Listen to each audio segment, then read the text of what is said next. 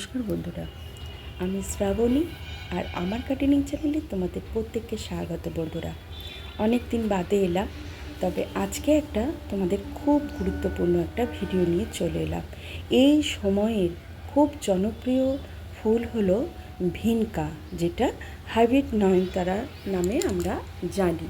এমনি দেশি নয়নতারা তো আমরা বাড়িতে করেই থাকি, কিন্তু এই হাইব্রিড নয়নতারা করতে গেলে যে সমস্যাগুলো এখন পড়বে এবং সেই সমস্যা থেকে কিভাবে উদ্ধার হবে, আর কেনই বা তোমাদের এই ভিনকা অনেক সময় বাড়িতে নিয়ে আসলে অনেকেরই মারা যায়, আর এর যে প্রধান রোগ যে কাণ্ড বা ডগা পচে যায় কেন এবং তা থেকে কিভাবে রেহাই পাবে, সেই রকমই ভিডিও তার সমাধান নিয়ে আমি তোমাদের কাছে আজকে চলে এলাম। এই যে গাছটা তোমাদেরকে দেখাচ্ছি, এর কাণ্ড কিভাবে পচলো, প্রথমেই বলে রাখা দরকার যে এই গাছ তোমরা করতে গিয়ে প্রথমেই যেটা সম্মুখীন হবে সেটা হলো এই গাছের শত্রু হলো জল, আর বিশেষ করে সেটা হলো বৃষ্টির জল। বৃষ্টির জল থেকে তোমাকে এই গাছকে রক্ষা করতে হবে।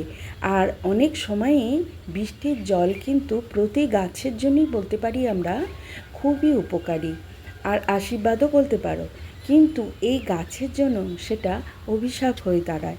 কারণ এই গাছের প্রধান শত্রু হলো জল, আর সেটা বিশেষ করে তোমাদের কিন্তু বৃষ্টির জল। আর এই বৃষ্টির জলে এখন যেই আমাদের আবহাওয়া চলছে, প্রতিদিনই কিন্তু মুষলধারে বৃষ্টি হয়ে যাচ্ছে, আর সেই মুষলধারে বৃষ্টির জন্য এই গাছগুলোর কাণ্ড এইভাবে পচে যায় এবং অনেক সময়ও গোড়াও পচে যায়, পচে গিয়ে গাছটি ঝিমিয়ে গিয়ে তৎক্ষণাৎ গাছটি কিন্তু আস্তে আস্তে মৃত্যুর পথে চলে যায়। তোমাদেরকে দেখাবো যে এই রকম পরিস্থিতিতে তোমরা পড়লে কাণ্ড এইভাবে হাত দিয়ে দিয়ে দেখলেই বুঝতে পারবে যে কিছুটা অংশ নরম হয়ে গেছে একেবারে, আর কিছুটা অংশ সাদা মানে শক্ত আছে। তো সেই সময় তোমরা কি করবে, যেটুকু অংশ তোমাদের দেখছো যে নরম হয়ে গেছে আর এইভাবে পচন বা এরকম নেতিয়ে গেছে, সেই অংশটা তৎক্ষণাৎ তোমরা কাঁচি বা ব্লেডের সাহায্যে কেটে দেবে। আর যে অংশটা শক্ত আছে সেইটুকু রাখবে, সেখানটায় সঙ্গে সঙ্গে তোমরা করবে কি, ফাঙ্গিসাইড বেশ একটু যেটাকে জল দিয়ে একটুখানি নরম মতন করে, আমি এই ফাঙ্গিসাইডটা এখন ইউজ করছি, সেটা হচ্ছে M45। এই পচন রোগ থেকে আমি এখন এই ফাঙ্গিসাইডটা ব্যবহার করছি।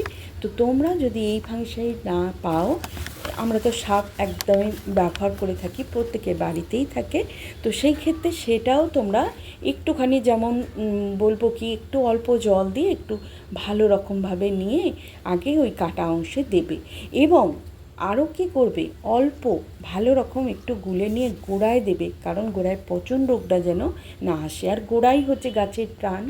আর যদি গোড়াকে না ভালো রাখি তাহলে গাছ কী করে থাকবে।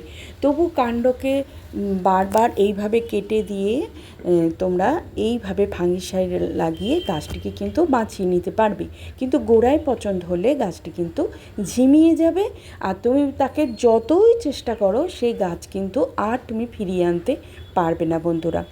তো এটাই হচ্ছে এই গাছের সব থেকে বড় সমস্যা। এই গাছকে যদি তুমি বাঁচিয়ে রাখতে চাও তাহলে তোমাকে কিন্তু এই কাজটা আগে করতে হবে, মানে কি, তোমার হাতের কাছে ফাঙ্গিসাইড, যে কোনো ফাঙ্গিসাইড একটা রেখে দিতে হবে। তবে সবথেকে ভালো হবে এই গাছ যদি তুমি বৃষ্টিতে না ভেজাও, তবে কি গাছের গ্রোথ কিন্তু ভালো হয়।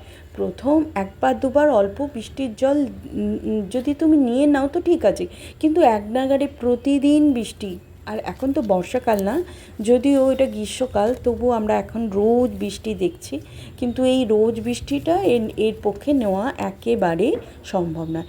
আর মাটি দেখবে এইভাবে যদি অল্প অল্প ভিজে থাকে, আর তখন কিন্তু জল দিও না, জল দিলে কিন্তু ওর ক্ষতি। জলটাকে লিমিটেড করতে হবে, মানে কি, মাপা জল, যেটা জল তুমি নিয়ন্ত্রণে যত গাছটাকে রাখবে ততটাই ভালো। আর রৌদ্রের কথা বলবো, হ্যাঁ, প্রচুর পরিমাণে রৌদ্র ভালোবাসে গাছে, একেবারেই তুমি ছাওয়া বা রৌদ্রে রেখো না, এই ছায়া রেখো না, রৌদ্রে রেখো। আর বৃষ্টির জল থেকে তুমি যদি বাঁচিয়ে শেড এরিয়ায় রাখো তাহলে তো অনেক অনেক ভালো। আর হ্যাঁ, তা বলে কি, তুমি যদি বৃষ্টির জল ধরে রেখে সেই বৃষ্টির জল তুমি গাছের গোড়ায় ঢাললে সেক্ষেত্রেও কিন্তু হবে, সেক্ষেত্রে কিন্তু ক্ষতি নেই। কিন্তু একই নাগাড়ে অসম্ভব বৃষ্টি, যেটা মুষলধারে বৃষ্টি 1 ঘন্টা 1.5 ঘন্টা, সেই বৃষ্টিগুলো থেকে কিন্তু এই গাছকে তোমায় বাঁচাতে হবে। যাক, বৃষ্টির কথা বললাম, এটাই হলো প্রধান সমস্যা। আর এটা থেকে বাঁচাতে, এ গাছকে রক্ষা করতে এটাই তোমার মূল অস্ত্র। এবার গেল রোদের কথা বললাম, ছাওয়া মোটেই পছন্দ করে না। আর যে গাছগুলো আমি নতুন নিয়ে এসেছি, আরও 2টো গাছ এর সাথে, সেই গাছের কি মাটি আমি সেটা তো অবশ্যই বলবো। তবে হ্যাঁ, এই গাছ কিন্তু অসম্ভব জৈব খাবার পছন্দ করে।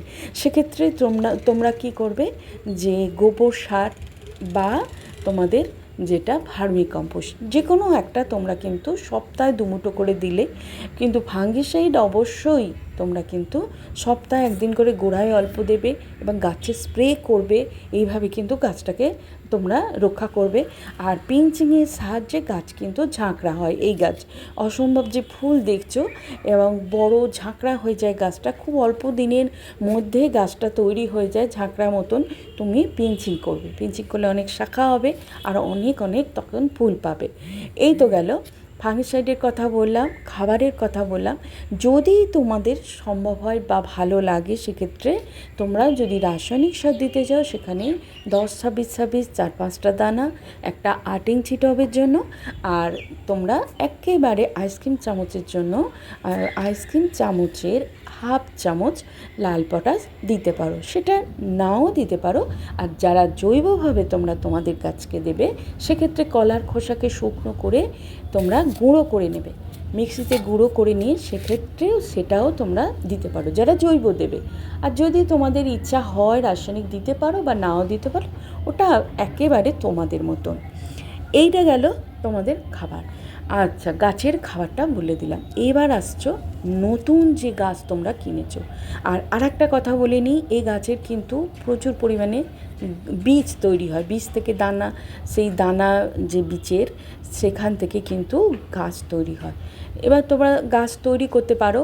আমার আগের অনেক পুরনো এই রকম গাছ কিন্তু আছে, দানা পড়ে পড়ে, সেগুলো খুব শক্তিশালী হয়।